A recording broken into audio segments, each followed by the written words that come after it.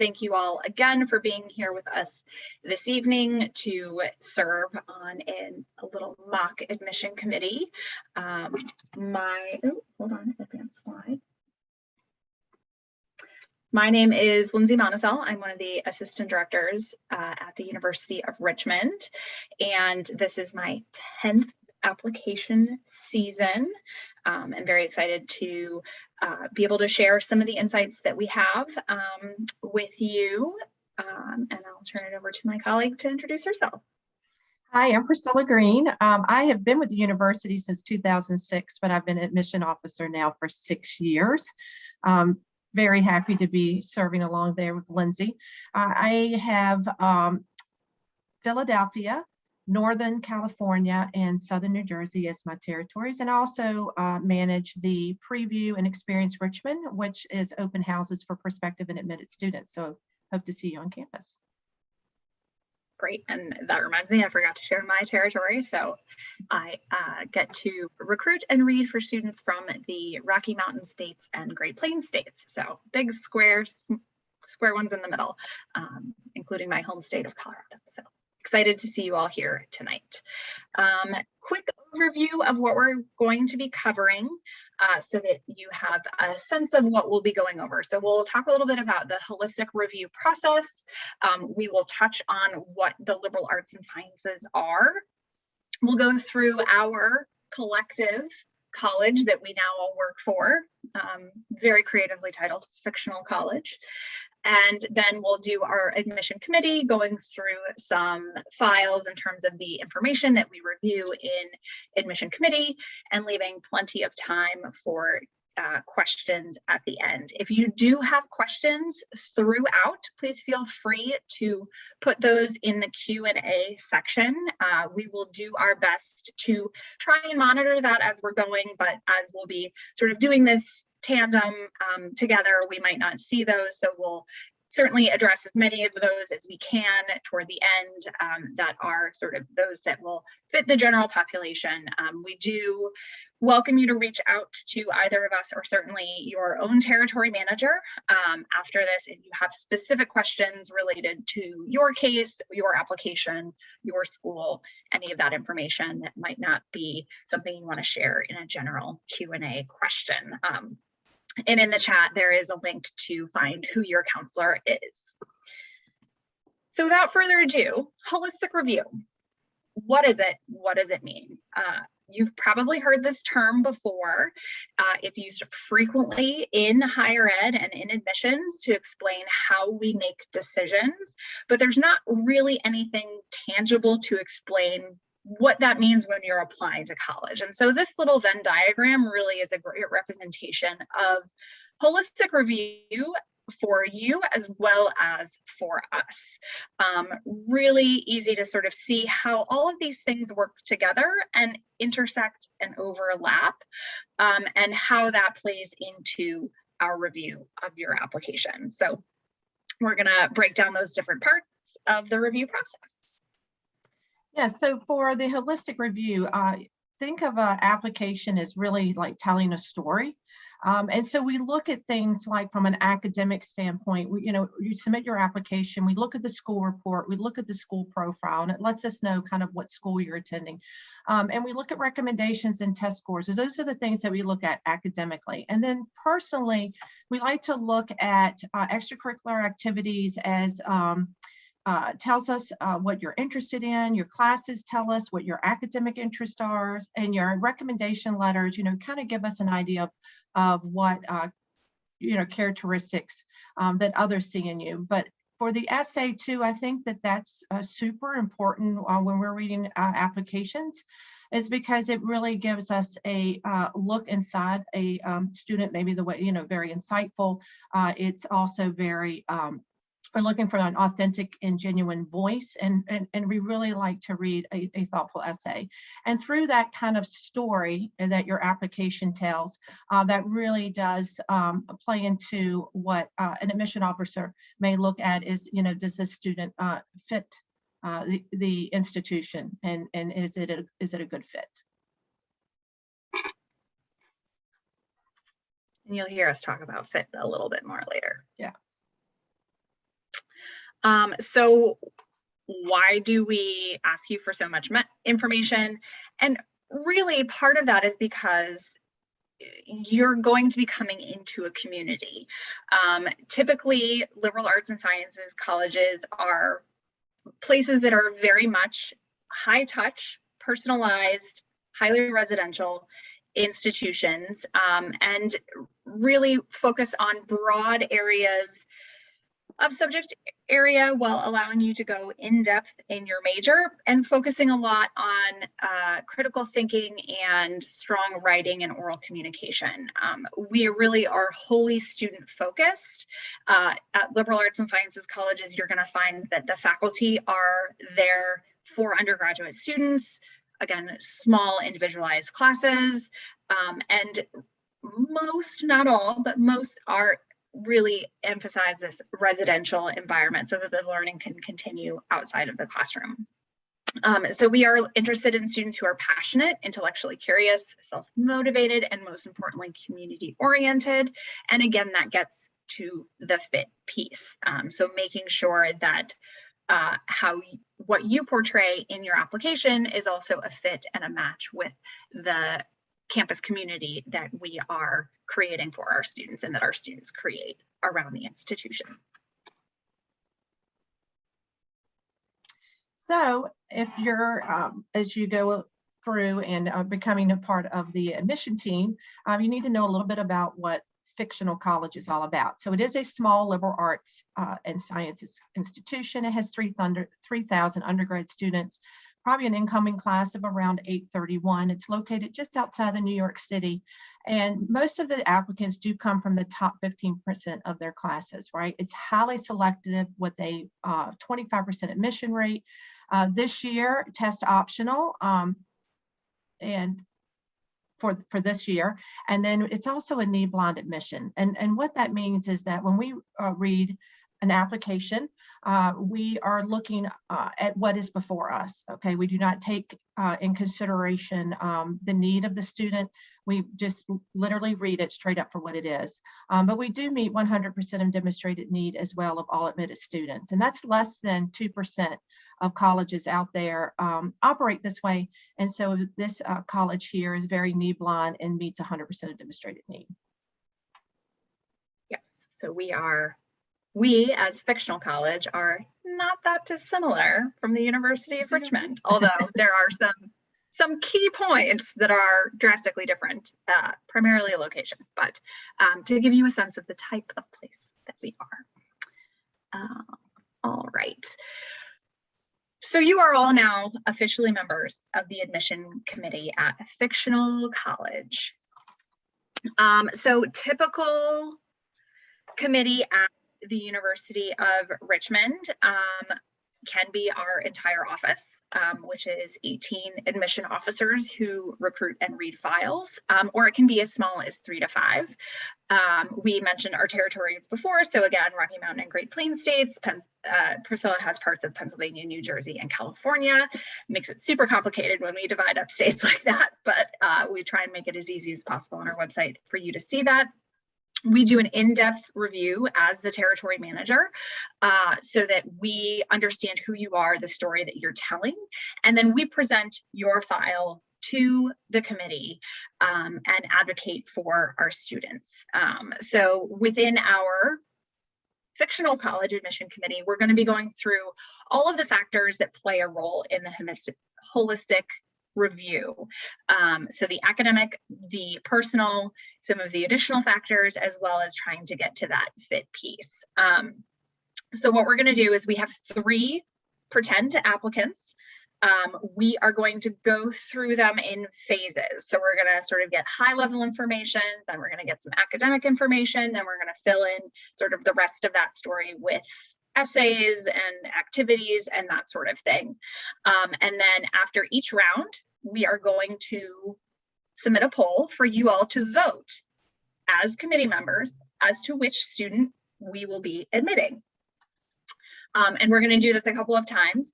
Your decision may stay the same as we go through the review process, or it might change and you might have a drastically different vote from the very beginning to the very end. And so that really sort of allows you to see how a file is reviewed and all of the different pieces that go into that review. So without further ado, we start our admission committee.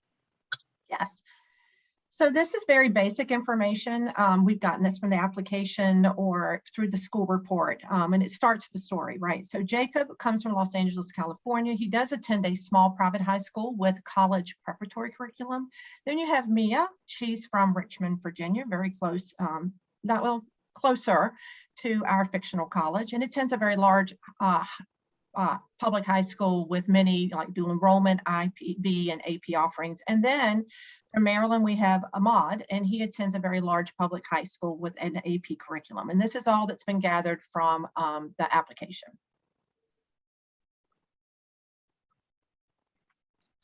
Then for Jacob, as you can see there are GPA there based on a 4.0 scale. A little explanation to that is fictional college, very much like Richmond College, does recalculate the URGPA, the GPA. So what it is, it's stripped of IB and AP, and it's put on a 4.0 scale, and it only looks at core classes. And that way it levels the playing field. So whether we're reading Jacob or Mia or Ahmad, no, it doesn't depend, matter where they attend school. We are looking at them all on that same level of playing field. As you can see, Jacob's school and Ahmad's school does not rank. Mia's does rank, but that does not have any bearing on the decision. As you can see there, also gained from the school report, what APs are offered, who has IB. It shows a little bit of what their interest is through the classes that they're taking.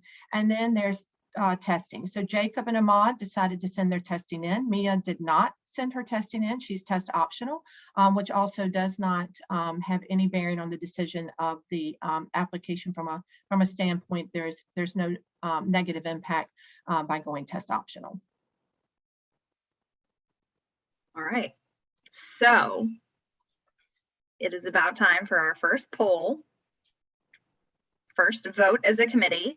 And I will add on to what Priscilla was sharing. These factors that we're learning about the school and the ranking or lack of ranking, and then the types of courses are offered. That's why we read on a territory management model, is so that we as a territory manager can get to know your high school in context and really understand the environment in which you are learning, so that it's not something we're learning each new application that we read, but we really get to know, for students that are in mainline Philadelphia, Priscilla knows those high schools really well and understands the scale and the weighting and the classes that are available. Whereas if you're in a Denver high school, I understand sort of what your academic context is. So the votes are rolling in. So we've got some people casting their votes. This is a webinar, so you don't have to worry about sharing why you voted in a particular way.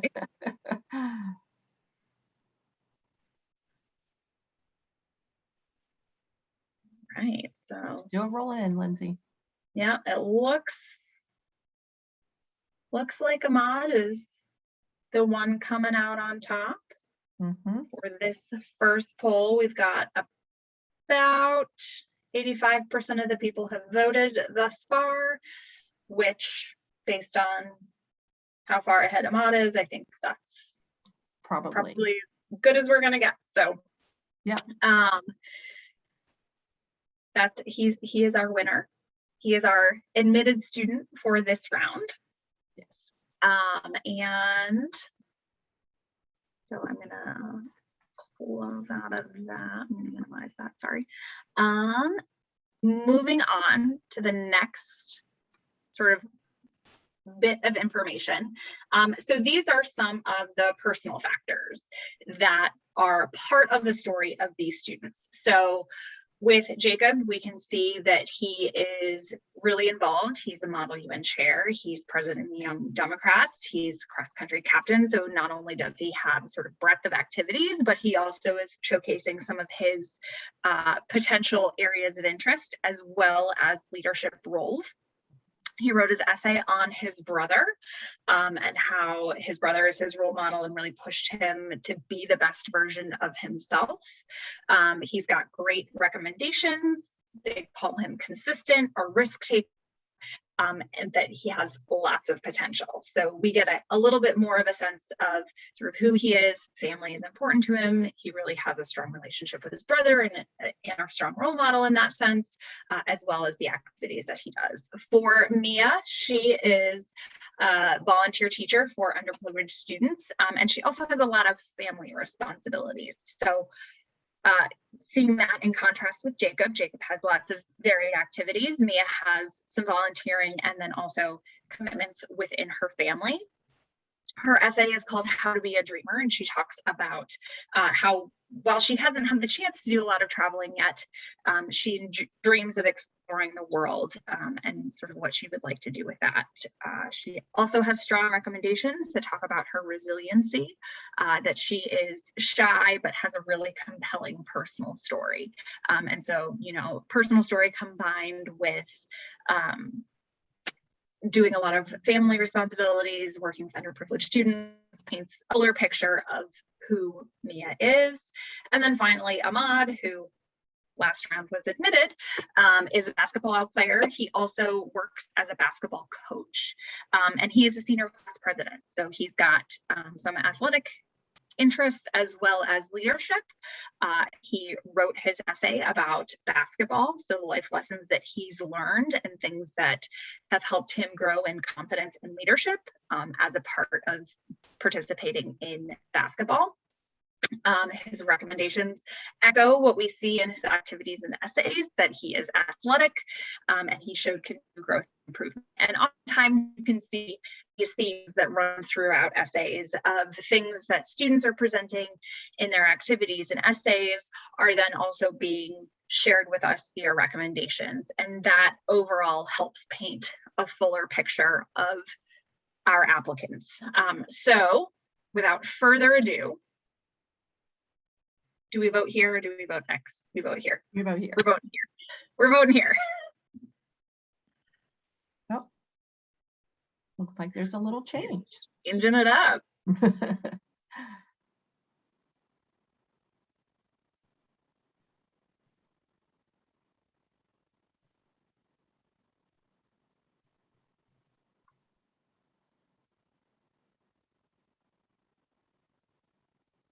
I feel like we should be playing Jeopardy theme music. I know. You don't want me to hum. Nope, me neither. Me neither. Oh. All right. It looks like we've received most of the votes. And Yes. oh, just a few more. And a much different outcome Yes. than when looking at just academic information alone. Very Which interesting. is interesting. So Jacob, big winner that time. All right, moving on. Some additional factors. Yeah, so digging a little deeper, right, in that application and really honing in on all these things, these other factors. You know, now we know that Jacob is allowed to see his brother is the class of 2022, right? He's not applying for financial aid. And you have Mia, she's a first generation student. So she's the first person in her family to ever attend college. She is applying for aid and merit scholarships, and she does qualify for the federal Pell Grant. And then we look at Ahmad, and he's immigrated to the US. He speaks Arabic at home, and he's a naturalized US citizen, and he's applying for financial aid and merit scholarships. With the fictional college, you have to keep in mind that the need to pay does not come into consideration when reading an application, right? But you do want to look at the texture of a student, right? A student who's coming maybe from maybe a long history of folks that have actually attended the college. You're looking at Mia, who's first gen, and you're looking at Maud, who has immigrated to US and speaks Arabic at home, so English is not his first language, and he's a naturalized U.S. citizen. So these are some things, additional information that you really want to consider when you're reading an application. And did you want to add anything, Lindsay, before I launch the poll? No, just that, again, we are, with each sort of layer, we're getting to know more and more about these students and getting a tiny snapshot of their lives, not full information or biography of exactly who they are and the way that they think, but we're getting more information about sort of their full person.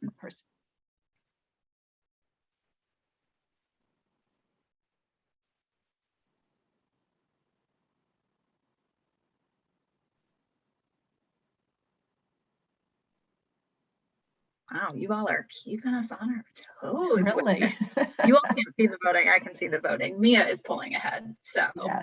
We are showing all of our applicants a little bit of love today. Yes. Which is nice. It is nice. Awesome. So we are batting someone different every single time. Someone new and different has sort of come up in our decision-making process. All right, so as we continue on, you've seen all of the information. Here is a quick recap about it. In terms of the GPA, the testing information, which we have in some instances and don't in others, the rigor of their curriculum. So you can sort of, in your mind, think of what of those do you value more? What of those do you appreciate in an applicant? How is your own background potentially impacting your review of these students? We have those additional sort of pieces of information that came through in terms of the students' backgrounds and connections to the university or to fictional college, and then a little bit more about little reminder of some of their activities and what they do outside of the classroom. And so we have full picture of these applicants, and certainly we all have our own preferences and experiences and things that we relate to more strongly than, say, others. And that definitely impacts how one is reviewed in committee, or how one's file is reviewed. And that is one of the primary reasons that we do our work in a committee setting. So, you know, those days where I'm just having a horrible day and I'm not feeling it, and I say, no, I don't want to admit the student. That doesn't happen. Priscilla is there to check me and say, let's pause and talk about this a little bit more. More realistically, we are advocating for our students and saying, no, I want to admit all of these students.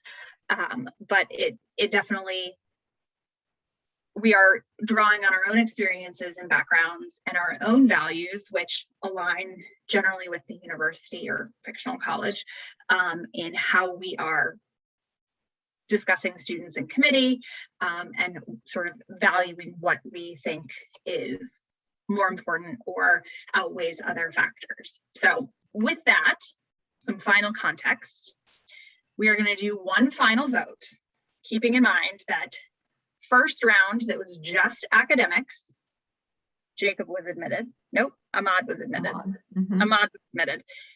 Second round, looking just at the activities, Jacob was admitted. Third round, looking at some of that additional information, Mia was admitted. So now we're going to launch one final poll. And as an admission committee, we are going to come together and vote for the student that we would like to admit.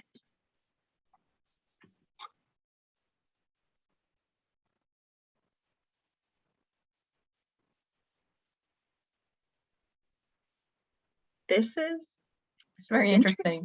It really I mean, we are talking neck and neck. Like same counts for each student.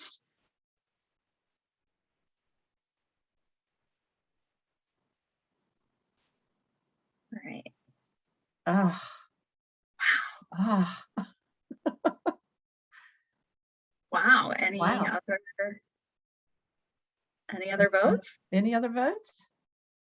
Last call. Oh, Oh, oh, all right. did I end the poll, Lindsay? You can end the poll.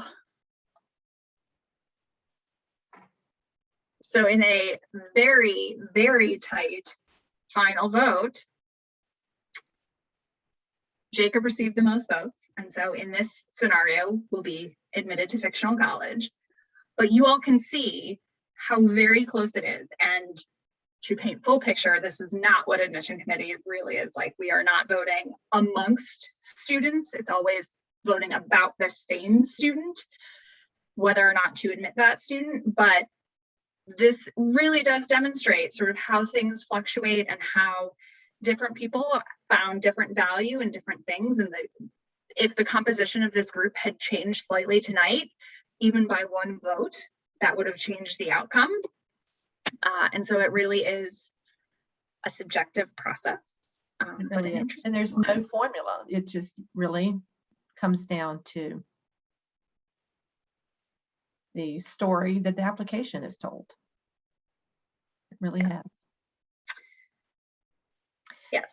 So yeah, we, like Lindsay said, this is not something we would normally do. We wouldn't just have 3 students and we wouldn't talk about just 3 students. We did this just as a little practice for this case study. But like she said, it's definitely really does come down to that story that the application tells and the effort and everything that's in the application. And it's just really is something that we feel very passionate about. And that's why it's really important to have that committee, like Lindsay was saying, because it's really nice to have your colleagues also have another eye on that application to make sure that you have given your due diligence in reading that application and submitting the decision that everyone agrees is warranted for that application, for sure. Yeah. Yes. And similar to these students, any of these students academically is admissible.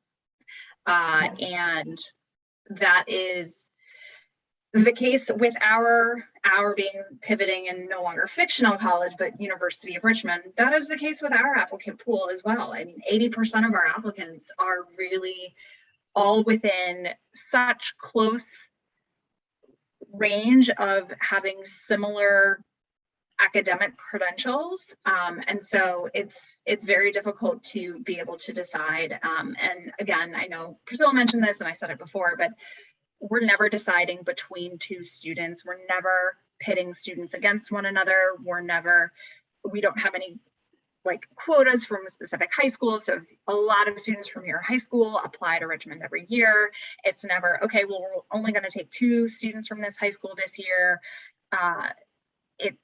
It really is about you and the context of the applicant pool overall, and knowing that your territory manager and the admission officer that reads your file is really going to be advocating for you in the committee setting. So how do you create positive results? So ultimately the goal is to be admitted to the schools to which you're applying. And as much as it doesn't feel like it, you have a lot of control in this process. You are selecting the schools that you would like to apply to, where you would like to attend.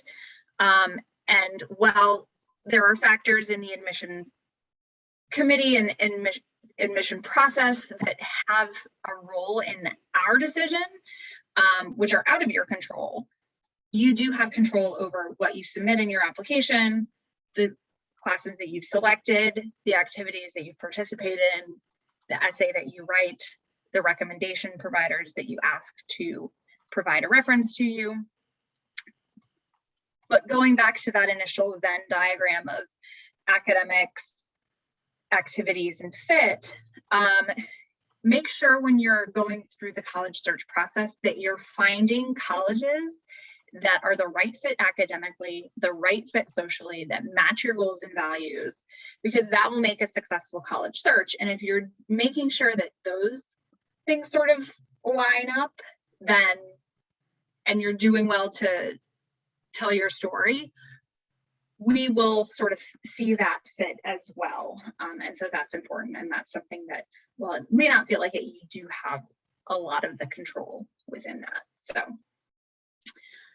that is the formal end of our session. I do see that we have some questions in the Q&A. So please, again, if you do have questions about this session or about sort of admission at Richmond overall, we can get through and answer some of these. So the first question, Priscilla, do you want to do this popcorn style, or Yeah, how do you want to do?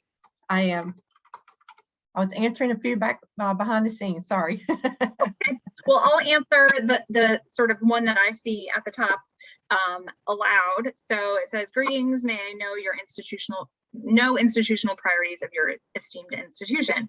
And institutional priorities are going to be different in some ways, but similar in a lot. For instance, at Richmond, we are trying to build the most academically capable, diverse, and well-rounded student population that we can, that will contribute to the university community. And when I say well-rounded, I don't mean well-rounded in terms of you individually are well-rounded. I mean the class overall is well-rounded, and that we have students from different backgrounds and experiences and walks of life that can come together and learn and grow both academically and socially together. And so it is our goal every year to really, as our dean likes to say, create that orchestra that will be strong contributors to the university community. Yes. All right. And Do you want me then, to- oh, do you want me to Go ahead. So it said, could you kindly elaborate how a test optional applicant's profile is reviewed and how does it compare to profiles with test scores? Thank you. So that's what is great about a holistic review, right? So we say test optional does not affect your application, and it's because we're digging really deep into those applications and we're looking at the whole ball of wax, right? So not only is the test score one thing, it's only a part of the larger picture. So we're really looking, like we've said before, at fit, rigor, what kind of courses you've taken, what was your involvement in school and out of school. So we really aren't honing in on one particular piece of the application. We're really considering the whole student. So that's how with it, we say test optional does not affect your application. It's truly just a part of the application. And so we are looking at things holistically and completely, not just honing in on one part. Yep. And I'm gonna, since you were just talking about test scores, I'm gonna skip ahead over Mason's question. We'll come back to that. Yes. So at what point would you say an ACT score begins to count against someone? And I think, first off, 50% of our enrolling students this past year did not submit test scores. So half of our class doesn't have those. When you look at our profile that's listed on our website, and I'm gonna botch this slightly, so don't quote me. Glad we're recording this. The middle 50% for our SATs is about 1440 to 1520. And for ACT, it's about 31 to 35, if I'm getting that correct. You know, keeping in mind that students fall outside of that range. So we have 25% of students outside of falling above that and 25% of students falling below. In this test optional world, take a good hard look at that middle 50% range. If your scores are below the middle 50% considerably, it might not be in your best interest to submit them. If they're in that range, you're welcome to. But as Priscilla was saying, whether you submit them or not, it won't impact our review of your file in a way that I was surprised was actually a lot easier to do without test scores. It didn't feel like we were missing information. It was just a data point that was or was not there. And so If you're within that range, absolutely feel free to submit your score. If you're not, we're not going to think, did the student not submit their score because it was low? It'll more just be, they don't have a score. We don't know why. You don't have to tell us why. You just don't have a score. You're starting to roll in here, Lindsay. I'm trying to find some, can be very general. I know I hit live, I meant to type in. So for the students, it said for the legacy students, for recommendation letters, you can submit additional recommendation letters, whether you're legacy or any student at Richmond. You can send it to application@richmond.edu if you have additional letters. Can they also be submitted through the Spider portal, Lindsay? Not letters of recommendation. Okay, that's what I thought. Yeah, so we expect those to come from the recommender. This is true. So application@richmond.edu is the email that those additional recommendation letters can come from. There's a little bit more about legacy. So with legacy, we look at, like we say, holistically at the application. And then is there a student that has some family history or has a sibling or a parent that has attended Richmond? There is an additional review for that. It does not have a bearing on any initial decision because we read applications, like I say, holistically, and we determine those decisions based on everything that we see in the application. I hope that answers that part. Yes, if a student applies and they are not competitive academically, being a legacy or not will not impact that decision. So in terms of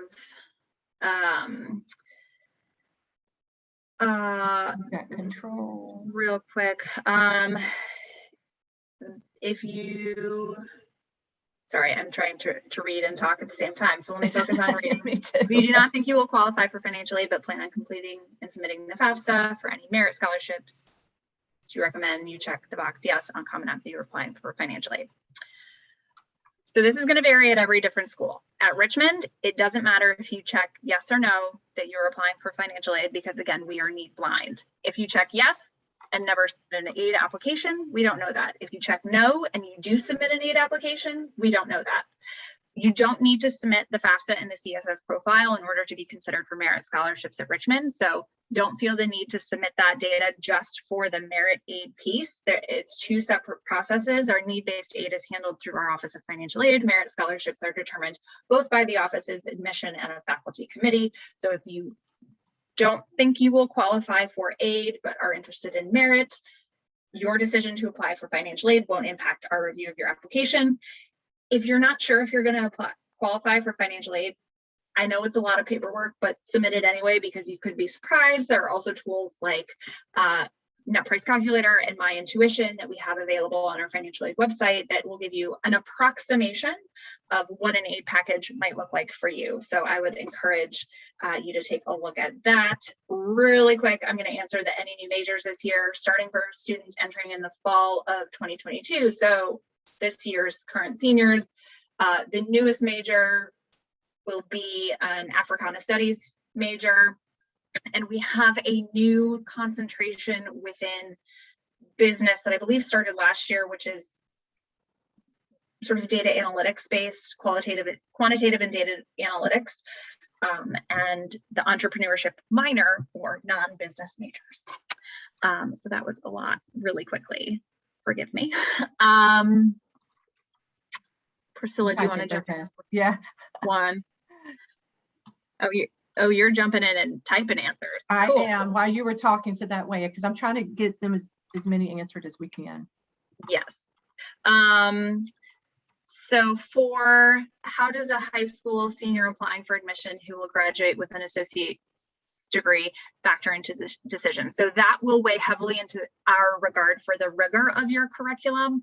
I will say that for the University of Richmond specifically, students are allowed to transfer in 7 units, which more or less equates to about a full year. So it's not a full the full load of your associate's degree won't put you in the second year status. That information is available on our registrar's page. So that is something to consider in terms of if you have a lot of credits to transfer into a potential college, knowing that Richmond will take up to 7 units, which works out to basically be more or less 7 classes. Priscilla's typing an answer to Sorry, to the recommendation letter. Yeah. So the next question, when it comes to international students, most of them do not have an opportunity to take AP classes or IB. Does it negatively affect their application? In most places, extracurriculars are not so incentivized among students, and most of them spend their days studying full-time in schools. So that all is the context piece, right? So we're not comparing applicants that come from different environments and different backgrounds and expecting them to have the same qualifications or same class load or same activities available. And so that territory management piece becomes very important there, because it's, again, all about context, all about what you are doing within your academic and community environment that is impactful, that is challenging you, that is shaping who you are. And so that it doesn't affect negatively. Likewise, for students who are domestic students who don't have, say, AP or IB classes available or at their school, or students who can't take AP classes until senior year or have to have special consideration to be able to take them.